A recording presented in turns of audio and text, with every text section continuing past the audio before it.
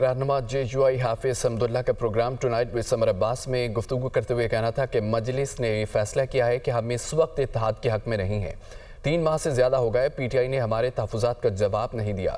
پیغامات لانے والے تحریک انصاف کے ہر رہنما کا الگ موقف ہوتا ہے۔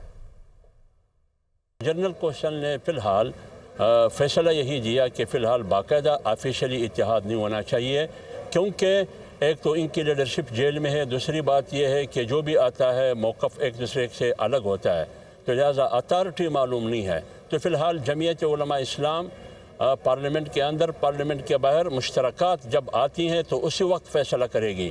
باقاعدہ آفیشلی اتحاد کا فیصلہ ہمارے مرکزی کونسل نے نہیں دیا۔ فی الحال مرکزی کونسل JUI نے اتحاد کے حق میں فیصلہ نہیں دیا، جیسے کہ PDM کا اتحاد تھا یا MMA کا اتحاد تھا، اس قسم کی اتحاد اور الائنس کا فیصلہ نہیں دیا۔